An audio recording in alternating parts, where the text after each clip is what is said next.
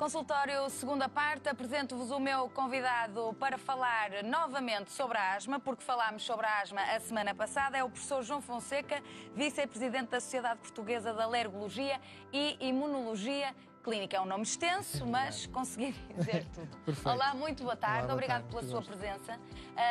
Deixe-me só recordar que a semana passada falámos aqui extensivamente sobre a asma, cujo Dia Mundial se celebrou precisamente no dia 1 de maio passado. Ficámos com muitas chamadas por responder e, portanto, optámos por esta segunda-feira abrir as chamadas também na segunda parte para que possamos ouvir o nosso público. Já sabe, o número de telefone é o 225-083-204, 225-083-204. Antes de ligarmos ao nosso primeiro telespectador da tarde, vou perguntar ao professor João Fonseca, aqui a grande questão à volta da asma, percebemos que é de facto as pessoas ainda não estarem controladas. Exatamente. E portanto há que alertar para isso, não é? Exatamente. E uma das situações mais importantes é perceber o que é isto do controlo. Porque para as pessoas com asma, muitas vezes, como têm a maior parte delas episódios de crise, as chamadas crises de asma, as agudizações de asma, muitas vezes acham que quando não estão em agudização já estão controladas. Isso, de facto, não é de forma nenhuma assim.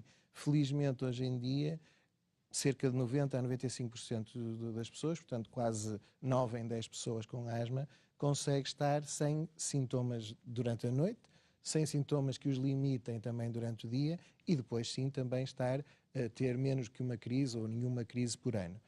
E portanto estes 3 critérios de não ter sintomas durante a noite e não acordar durante a noite, não ter limitações a rir, a correr, a fazer a sua atividade do dia-a-dia e portanto ter poucos sintomas, isso sim é que é um bom controle da asma. Isto é muito importante exatamente porque quem está assim tem menos riscos futuros, nomeadamente das crises e de outros problemas a longo prazo que a asma também tem. E, portanto, muitas vezes as pessoas com asma e também os profissionais de saúde, desde que a pessoa não esteja realmente mal, não esteja realmente em crise, já acha que está tudo bem e não é verdade. E depois temos, como disse muito bem, esse problema de a maioria ou cerca de metade dos asmáticos em Portugal, como noutros países, na maioria dos países, não está suficientemente bem e, portanto, vai tendo aquelas flutuações e aquelas crises que nós queremos evitar. Não é? O controle passa por ir ao médico com regularidade? Como é que se pode fazer esse controle? A principal capacidade de nós controlarmos a doença é fazermos a medicação adequada. Muitas vezes não é fazermos muita medicação, é fazermos, se calhar, a medicação de forma mais persistente, portanto, mais continuada, e é um dos grandes problemas da asma e de outras doenças crónicas, é exatamente quando as pessoas acham que estão bem, como acabamos de falar, não fazem a medicação preventiva e depois o que é que significa? Vão ter sintomas e vão ter as crises. E, portanto, tem muito a ver com isso. Portanto, a questão do acompanhamento clínico, acompanhamento médico e da realização, por exemplo, de função respiratória, que é fundamental para ir reavaliando as pessoas com asma, tem mais a ver com esse ajuste, nem medicação a mais, nem medicação a menos. Que também existe atualmente, também existe pessoas que fazem medicação a mais. Portanto, o acompanhamento clínico e o ajuste tem que ser de acordo com o estado clínico e, portanto, com a necessidade de reavaliação prende-se com uma boa medicação e uma medicação que não é sempre igual. Às vezes muitas perguntas mas isto é para a vida, a medicação é para a vida. Hoje em dia nada é para a vida, não é? Porque quase. E portanto o que nós temos que perceber é que ao longo do tempo e consoante a pessoa está, vai ser possível ajustar a medicação de forma a que ela ande bem, sem sintomas, sem limitações e depois sem crises, que isso é o que hoje tem conseguido. A realidade é que nós também percebemos isso através do nosso público. Muitas vezes não sabem utilizar devidamente os instrumentos da medicação, nomeadamente bombas, entre outros. Portanto, é muito importante também que quem esteja a seguir estes pacientes explique exatamente como deve usar a medicação, Sem não é? dúvida. A utilização dos inaladores, que muitas vezes nós chamamos bombas, mas felizmente não explodem, não é? Nem são bombas, têm um aspecto negativo e aqui não. Os inaladores são, de facto, a medicação mais segura e melhor para a asma, principalmente os inaladores preventivos, mas é como diz, existem vários tipos, todos eles tentam ser fáceis, mas também todos eles estão associados a erros do seu manuseamento, fazer a medicação de forma errada. E a questão é que a medicação tem que chegar aos brônquios. E para chegar aos brônquios tem que ser feita bem do ponto de vista inalatório, quer a manobra. Primeiro, as pessoas têm que a usar, a questão, como eu disse, da persistência da utilização da adesão fundamental, e depois têm que a fazer bem. E muitas vezes o que acontece é que é difícil, quer para os doentes, quer também para muitos profissionais de saúde, saberem como se fazem os diferentes, há vários tipos de inaladores. E daí que a SPAIC, a tal sociedade com o nome completo que há bocadinho falou, portanto a Sociedade de Alergologia, tem online um curso gratuito que os profissionais de saúde e outras pessoas podem fazer exatamente para perceberem nos diversos tipos de inaladores como é que se devem fazer e quais são as vantagens e as limitações de cada tipo de inalador. Isso é fundamental para a medicação. Se a medicação atual chegar aos brônquios onde deve ser, de facto, como eu dizia, pelo menos 9 em cada 10 asmáticos tem que ser como se não tivesse nada. E é isso que nós queremos, não é? Atenuar os sintomas, mas nunca esquecer Exatamente, a doença, mas não é? eu costumo dizer uma imagem engraçada, eventualmente a do iceberg.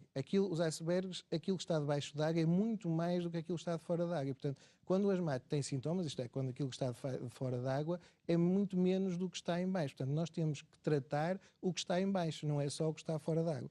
E isto tem muito a ver com isso. Se nós só fizermos quando temos sintomas, vamos ter risco de, em qualquer momento, estar outra vez, batermos contra o iceberg, como o Titanic.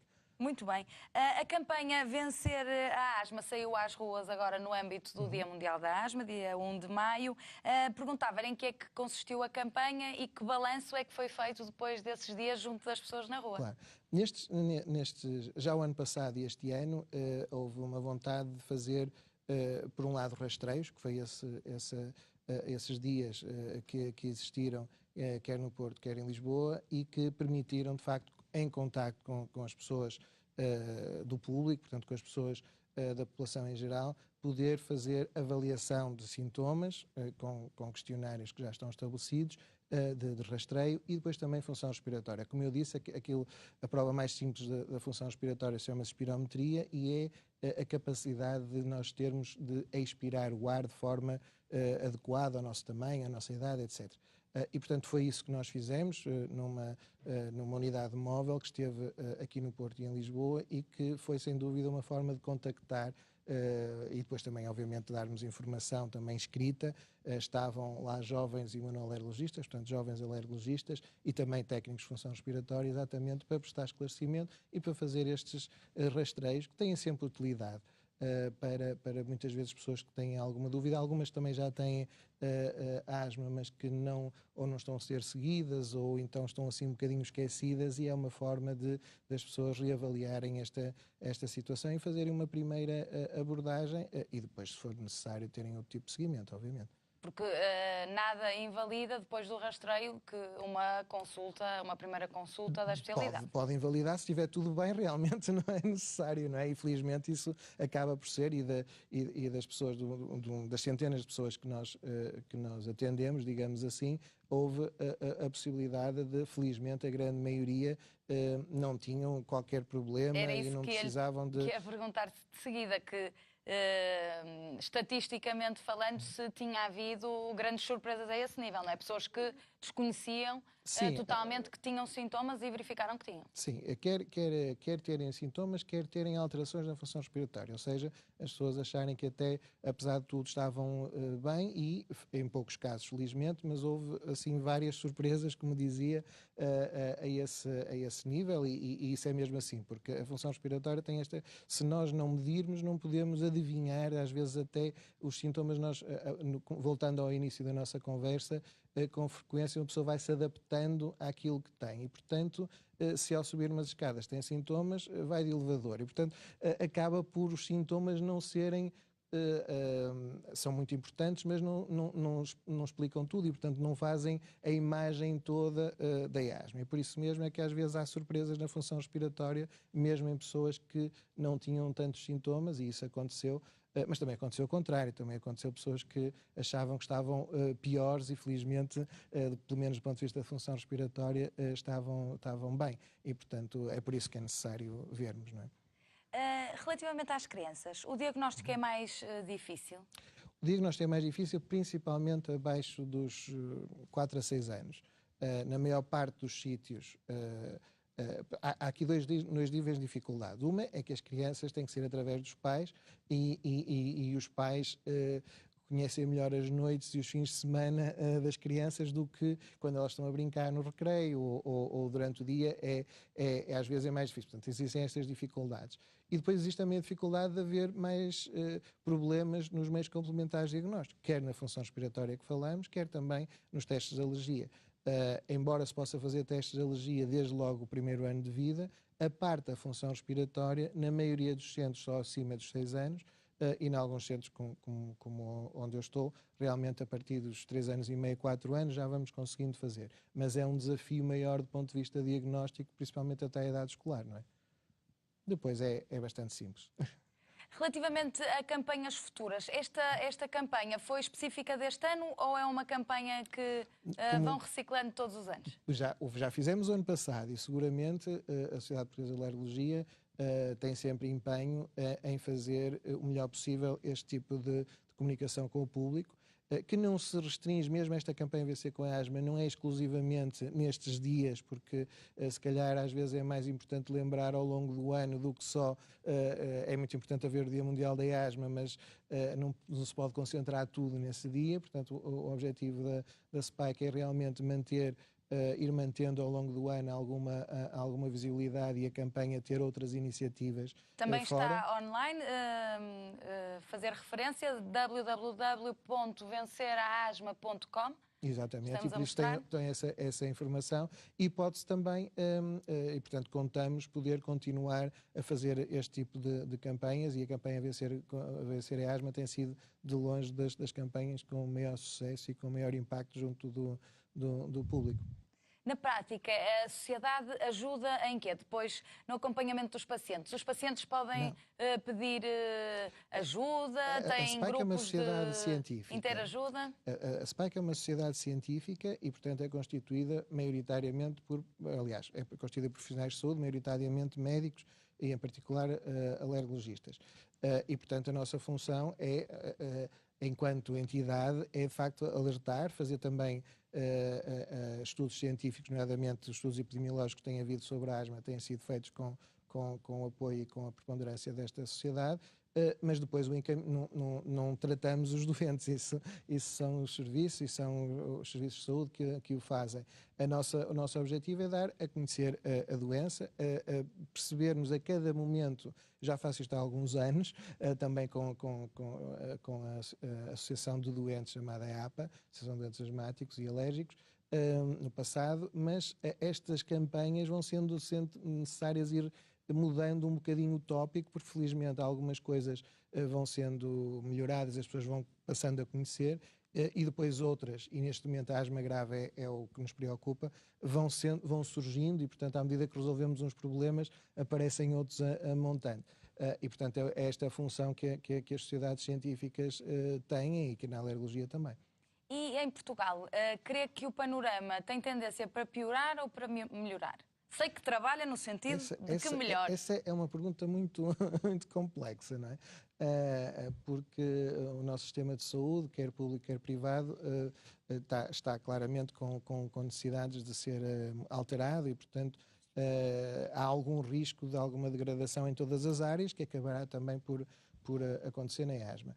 Mas, de facto, nós tivemos melhorias muito grandes neste século, principalmente. Portanto, desde o final do século passado para este, a asma, felizmente, já não é aquela patologia assustadora que era há uma geração atrás, exatamente porque agora a tal asma grave são os tais 5 a 10% e estes doentes, sim, são um problema para o serviço de saúde, são um problema económico, são um problema de acesso às novas terapêuticas, nomeadamente às chamadas terapêuticas biológicas ou anticorpos monoclonais, que realmente são terapêuticas caras e que, de facto, há alguma dificuldade de acesso generalizado dos portugueses. E, portanto, Esses são, neste momento, os maiores desafios e, portanto, claramente já foi feito muito. Se vamos continuar a melhorar, espero que sim, e acho que sim, mas também existem alguns riscos e é preciso trabalhar sobre eles, não é? Muito bem, atendemos agora as chamadas do público que nos assiste. Cumprimento Maria Silva, liga-nos de Matosinhos. Boa tarde. Maria? É comigo? Olá, Maria Silva? muito boa tarde. Está a ouvir-me? Estou sim, estou. Quero deixar Olha, a sua questão. a minha questão eu quero dar parabéns pelo programa, boa tarde. Obrigada. A questão é a seguinte, eu tenho uma filha com 40 anos e ela em bebé, em criança e adulta, ela sofria muito de asma, ia para o hospital, receber oxigênio, com infecções respiratórias e isso tudo. E há cerca de 10 anos para cá, ela está aparentemente bem, sem ter feito qualquer tratamento. Eu perguntei assim, por que será que tu melhoraste? E ela disse, mãe, se calhar foi de um cigarro que eu fumei, não sei se era eletrónico ou não, mas isso acho estranho. Mas a verdade é que ela está bem. Agora lá porquê, não sei. Eu gostava de clarificar na medida do possível essa questão. Claro. Muito bem. Do cigarro obrigada. não foi de certeza. O cigarro a fazer alguma coisa, aliás, é o principal fator que complica a asma e pode inclusivamente fazer evoluir a asma para outras doenças, nomeadamente a DPOC. Portanto, não foi do cigarro. Mas tem razão que em qualquer altura da vida, embora não costume ser pelos 40 anos, costume ser 20 anos mais cedo, mas em qualquer altura da vida, nós chamamos, é como noutras áreas da medicina, entrar em remissão, isto é, um período em que não se pode dizer que a asma da sua filha esteja propriamente curada, no sentido que é possível que mais tarde volte. Mas, ao contrário do que se pensava há uns anos, nós sabemos hoje que, de facto, com alguma frequência, a asma fica adormecida e pode estar adormecida durante décadas. E, portanto, o que a sua filha não deve fazer é continuar a fumar, não é? Mas fuma. Isso é... Então, olha, até lhe vou dizer, a má notícia disso é que a probabilidade de vir a ter aqui mais uns 15 anos ou até aos 60, outra vez problemas respiratórios é muito grande.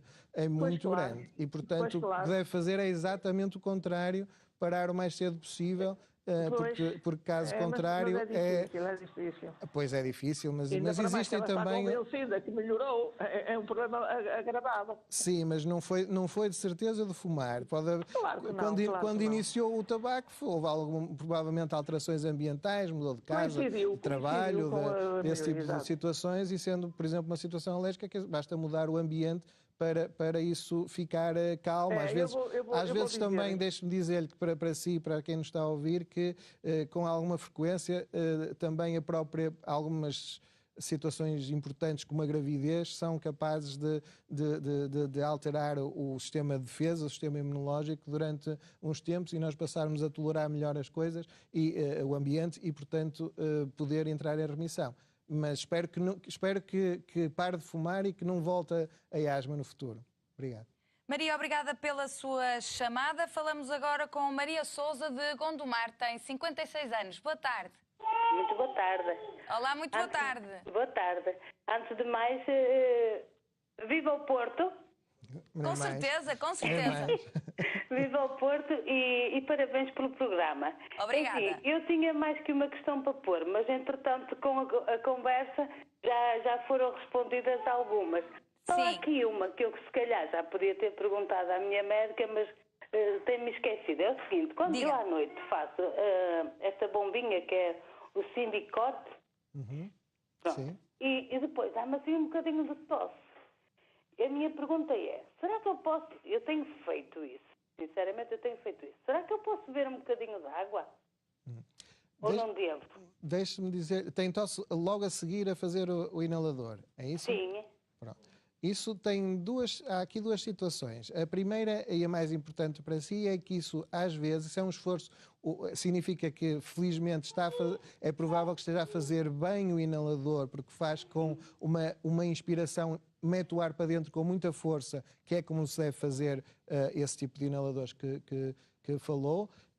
e, portanto, isso significa até se calhar até estar a fazer bem, mas significa também que a sua asma pode estar um bocadinho instável e, por isso, basta esse esforço respiratório grande para lhe despertar um bocadinho de tosse. De qualquer maneira, aquilo que disse é muito importante. A seguir um inalador desse género, deve pelo menos lavar os dentes, está bem?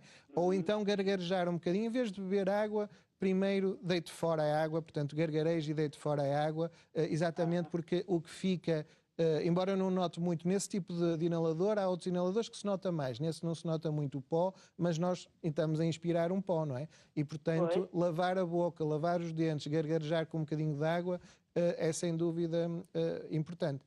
E portanto, espero que isso... Eu noto, tem dias que noto que fica aquele pozinho lá ao fundo, exatamente. E isso pode lhe irritar aí um bocadinho, portanto, gargareje com água. Não convém pôr para dentro. Não, porque o que nós queremos é que a medicação vá para os brônquios, vá para a respiração. Engolir não é preciso, portanto, gargareje primeiro e depois, se quiser, beber água. Mas primeiro gargareje ou lave os dentes antes de beber água. Muito bem, Maria, está respondido. Vamos agora falar com Agostina Leal. Liga-nos de mais longe, liga-nos de Angra do Heroísmo. Boa tarde. Boa tarde, senhora. Olá, muito boa tarde. Quero deixar a sua questão. Boa tarde. É o seguinte, senhora, eu tenho 56 anos e nunca fui vacinada contra a gripe, nunca, porque tenho atopias no sangue. Sim. As minhas análises deram por isso, foi em Barcelona, aqui em Angra do Heroísmo, não se faz essas análises. Mas teve um senhor que foi às urgências, e não sei se era de continente, e ele mandou o meu sangue para lá, para Barcelona. E diz que vem com 545 de atopias. E que estas atopias eu estou a tomar o Bidastene. Eu não uso tapetes no quarto, eu ando de máscara se faço limpeza à casa. Eu nunca fumei nem bebo. E quando me dá uma tosse que dá gripe, que não sou vacinada por causa daquelas atopias, eu dá-me uma tosse, levo muito tempo com a tosse porque eles não querem dar antibiótico, porque não querem dar antibiótico sem saber se a tosse serve de ruim, se não. E depois, quando estou uns 15 dias cheia de tosse tapada, é que me dão um antibiótico para passar a tosse. E não é a primeira embalagem, é a segunda. E tenho aquelas atopias que não dá, eu estou a tomar o Bidastene, mas depois tenho que parar porque faz-me mal ao estômago também.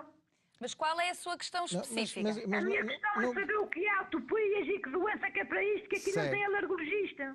Muito bem. Certo, vamos ouvir. De facto, é muito raro ter alergologista aí, embora haja bons alergologistas nos Açores. Mas deixe-me dizer-lhe, atopia é o mesmo, quase um sinónimo de alergia. A atopia é a pessoa que tem alergias, ou que tem tendência, mais precisamente, para ter alergias.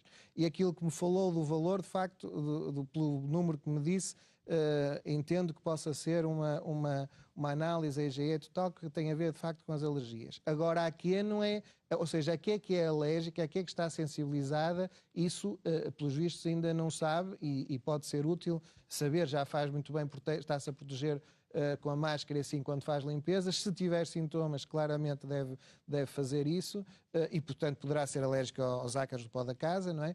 Mas isso tem que ser um bocadinho mais investigado.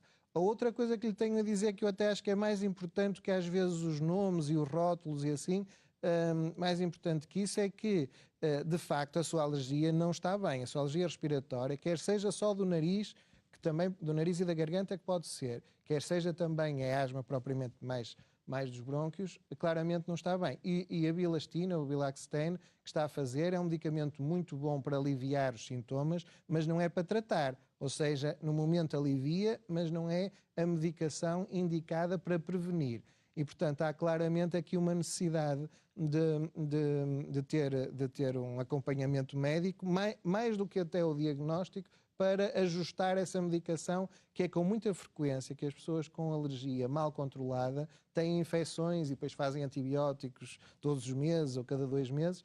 Isso não é mais do que a inflamação alérgica favorece as infecções. E, portanto, uma pessoa tratando a alergia, é estranho, não é? Mas tratando a alergia, uma das coisas que se nota mais é a diminuição do número de antibióticos. É uma coisa estranha, assim, para quem está de fora, mas é porque nós acalmamos a inflamação alérgica, o nosso sistema de defesas passa a funcionar normalmente, e ao fazer isso temos menos infecções. Portanto, se anda a fazer muitos antibióticos e muito Bilaxten, significa que precisa de mudar para tratamentos mais preventivos, ou da parte de cima do nariz, ou dos brônquios, ou dos dois, e, portanto, claramente, mas mesmo a sua médica de família seguramente pode também ajudar e orientar, porque volto a dizer que agora até foi reforçado os alergologistas em São Miguel, e, portanto, seguramente com maior ou menor dificuldade também, mesmo nos Açores, consegue ter bons alergologistas.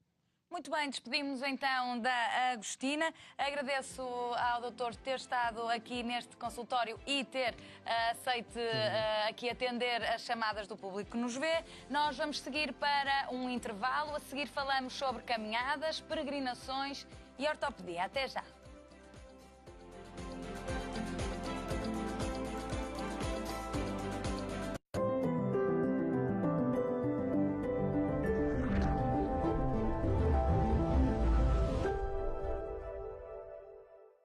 O Mel traz o renascimento da fotografia com o Huawei P20, com câmera dupla assistida por inteligência artificial, por 14,17€ mês. Mel, humaniza-te. O musical itinerante mais visto em todo o mundo chega